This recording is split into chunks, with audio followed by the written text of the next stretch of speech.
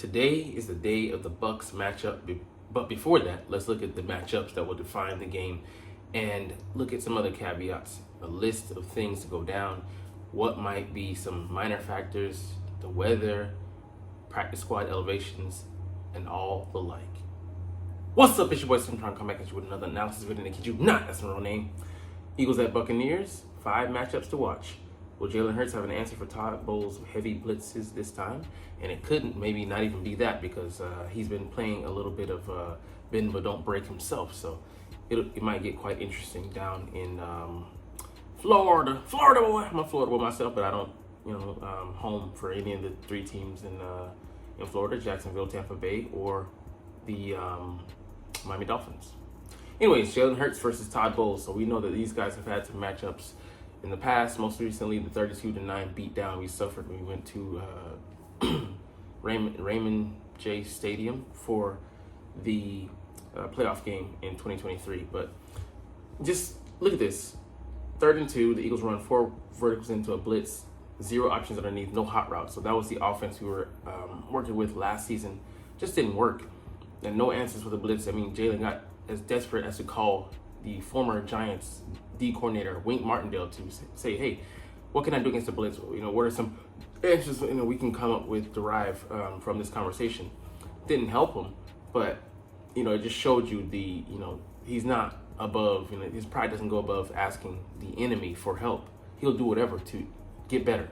And this offseason we did that by getting an O coordinator who has given him answers against the blitz. I think he's like top 5. He was rated at one point throughout these short 3 weeks, number 1 against the blitz. It was like 6 or 7 week 1. And hey, we just having those options available to him, what he was able to do in the first 3 weeks to counter teams coming after him, and they didn't come after him heavy, but it was very positive. So I think we have a counter punch in place if Todd Bowles wants to bring that. And yes, we are understaffed, undermanned, but even given that, look at these numbers: 72.7% completion percentage, 7.2 yards per attempt, 5.2% sack rate. That's still on Jalen because he runs himself into a lot of sacks. But even with not playing with a full deck and then having our top 2 wide receivers out at one point in the Saints game, we still were working it because we have talent. And I hope we do lean on some other elements that we do have remaining in our offense. All right, number 2, the Eagles' run game versus the Bucks' run defense. Historically, they've been pretty good. 2022 being an aberration. Otherwise, they're top 5 in the league, and that's pretty damn good. But this year, they're dealing with a lot of injuries. Their whole defensive front at one point has been on the injury report, and all the starters were on the injury report this week. So that's something to keep an eye on. One of their big guys, Vita Vea, he's coming in and he's physically compromised, and I think we should be able to run them. Saquon's leading the league right now. Hopefully he isn't by the end of the season. I don't want to see us run him into the ground, but we do have a big power back who also has wheels to lean on, and we should, because look at these guys. All these guys are on the reserve. He's gonna play, but he still is physically compromised. All right, number 3, the Eagles' run defense versus the Bucks' rushing offense, and they've been doing badly. They've been down bad pretty long, for a long time, and they have. Shout out to Philly Film Room. I agree with them. Their assessment: 2 change of pace backs in Charles and Bucky Irvin, who's a smaller back. I mean, he's been getting money on the gadget plays that are using to boost his average. He's 6.7. He's at 6.7, but it's a bit of a misnomer because, like I said, they're giving them plays where they're designed to get on the edges of the defense and exploit their faults in these type of plays. But Charles, he isn't much better. I mean, we played him last year. We had him contained, made him fumble. Jalen Carter did punch the ball out. But neither one of them scares me. He's averaging 2 point something, which is just horrible. So the way they do use them in a short passing game, kind of a replacement for the running game, I would say watch out for that because they can sneak up on you. So Number 4, the Eagles linebackers and defensive backs versus Mike Evans, Chris Godwin, and Rashad White. Sorry, it's Rashad White, not Charles. It was a Chad that got me in his name. Anyways, Mike Evans, he's the intermediate deep guy. Chris Godwin, the short guy, because he catches balls like, and they go for average of like 6.7 yards at the point of catch. So he's not really threatening down the field too much, but he is explosive in the way he like to use wide receiver as well as running back screens. You got to watch it for all three of these guys. And Mike Evans, I think we should, bracket him, and then on certain downs and distances, bracket Godwin, because he's their third down guy, especially when they're at 5 and manageable, or even 7, mid. They still like to go to him, but Mike Evans has been a red zone threat. He's got a couple touchdowns down there. I mean, look at his record. He's always had 1,000 yards. It's crazy, but he's just mad consistent. And he's coming in hurt as well, a little compromised. I think his hamstring, or I think his knee. So that'll be something again to keep an eye on.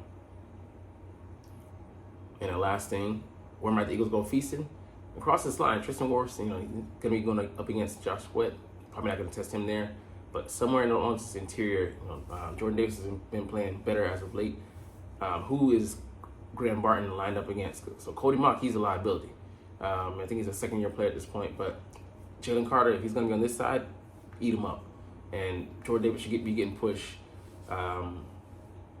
He's not good as well. And Luke Goedeke, he's compromised a bit coming into this match as well. But, we haven't gotten anything out of Bryce Huff so far, so I'm not sure what to make of that. 5 turkey leg, I would say, is about accurate, but those interior guys, all these guys just here, Jordan Davis, Milton Williams, Thomas Booker, and Moro Jomo can all eat. All right, let's look at this thing from the eyes of the enemy. So, Eagles at Buccaneers game preview, 5 questions and answers with the enemy. So, number 1, Bucs are 2-1. What went right for them over the first 2 weeks, and then what went wrong for them last week in a home loss to the Denver Broncos. So, they've also, I think, struggled a bit with some with mobile quarterbacks, and Bo Nix, he has some wheels, but still they're the more talented team. They shouldn't have let up, but definitely agree with the assessment. They look unprepared, unmotivated, and simply got outplayed. So we should be able to mount a pass rush against them, and if we get Baker Mayfield flummoxed, he might make some mistakes like he did last week throwing an interception, and then a couple weeks ago I think he threw 2. So he's I think 3 interceptions for the year. What's the confidence level in Baker Mayfield right now? I would say it's too high. He's coming off a frustrating loss and happy feet in the pocket and failing to let things develop. Yeah, man, he's not seeing the field the best. I thought last year was a fluke, and I can say as of right now it looks like that way. That prognosis is correct. We'll see if he can right the ship. He can be a little mobile, a little bit more slippier than expected, and has some surprising scrambling ability. But the Eagles defense, if they come out and play like last week, they should be able to keep us in this game and handle him. But the question is, what Eagles defense are we getting, Jekyll or Hyde? All right, number 3, not unlike the Eagles, the Bucs seem to be dealing with a bunch of key injuries. Who might miss this week's game, and how concerning is that? So their O-line dealing with injuries at Goedeke, but like I said, their D-line dealing with guys across the front. Mike Evans being a little bit compromised. Kalijah Kids, he's out, so they're gonna miss those guys up front. And Vita Vea, how strong is he gonna be really? So we'll see, but their pass rush has been negligible. So they can't mount anything on Jalen. He's just sitting back there like this. I mean, no matter who he's got out there, those guys are going to get open. You can't cover forever. I don't care if you got 4 Sauce Gardners back there. Guys going to get open. All right, number 4, what's one matchup you like in the Bucs' favor and another you think is working in the Eagles' favor? I'll say I'm most interested. I don't know if it's in their favor because we haven't really been tested by maybe a duo receivers like that, but Mike Evans and Chris Godwin, it's going to be a good, test for us to solve. So how do we hold up? I'm feeling confident in Quinion right now, and Darius Slay, I know he might not be 100% coming into this game, but, until proven otherwise, he's been pretty damn solid this year to begin with. So I'm not sure how much of a advantage they look to have there But definitely, I would say, on the D-line, Jalen Carter, man, he looked unstoppable last week. 18 19 plays, he's making himself, in unison with his teammates, but just unheard of, and just dominant performance, blowing up plays. So I want to see how we eat and how we play off of him this week. Of course, I have the Eagles winning, so that's nothing to look at. But let's look at this list of things. 10 things to watch when the Eagles play the Bucs. So we went over some of these. But yeah, those are the past numbers. If we had the same coordinator and scheme, I would be worried going into this one. But it's a different scheme under Todd. That Todd Bowles is, let's face some, but I think we have a lot of answers to what he wants to do. But it'll be interesting to see what he throws at us. Number 2, who's even playing a wide receiver? Jahan Dotson's number 1. And then Paris Campbell and John Ross and Johnny Wilson will be filling in. So who do we go to? Those guys are going to be getting a lot of decoy work. But I'd like us to primary on Dallas and then fit the other guys in where they get in. So, and then use Saquon Barkley as well. Don't forget about him as the outlet. All right, the Bucs are banged up too. Yeah, they are. So let's, they're missing 2 key defenders and chiefly, what's his name? The safety, the all-pro safety, the kid of the former great. Anyways, I'm forgetting his name. Yeah, run the ball, man. If we don't use that, shorten the game, use that to our advantage, it might be another frustrating day. How consistent will Jalen Carter be?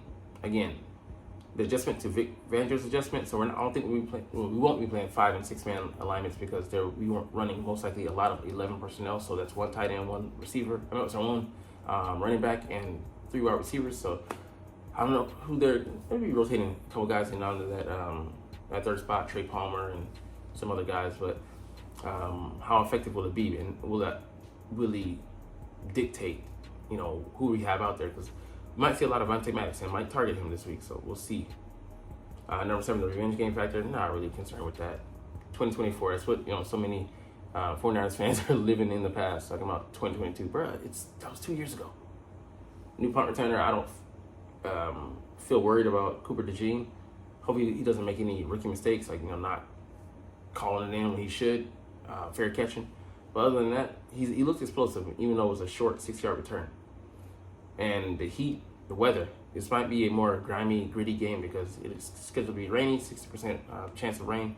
We'll see how that goes. And definitely, this one always has to be a concerning issue. Nick Sirianni's game management. Because if this is a low-scoring affair and he eschews points again for a second week, 3 out of 4 weeks, bruh. Man, pissed. All right, the last thing we talked about, I think we already mentioned these, but we'll just go ahead and mention it. So Devin White mysteriously downgraded to out. I don't know why. It's listed him as personal, so maybe he can take the heart palpitations of stress levels of not being able to play against his former team and then being there in the stands. Who knows? AJ Brown, just let him heal up. As with Devontae healing with that concussion. Paris Campbell being elevated, this is his last third time, so we had to add him to the active roster if we want to use him again. John Ross getting his first one. It'd be interesting to see what he'll be doing out there, but he's number 38. Ugh, yeah, it is a yucky number for a receiver. Anyways, we'll get out of here on that note, but hey, it's all good because you're not even watching though. But like I said, it's all kosher because I love talking about the freaking stinking Philadelphia Eagles, who I love, and I love making these videos. So we'll chunk the deuces officially, but as always, it's fly, Eagles, fly, and let's motherfucking go. Like, comment, share, subscribe if you Thanks for watching. Check me out at Cintron, Cintron Anime, Cintron Life, or Cintron Laughs, or other social media.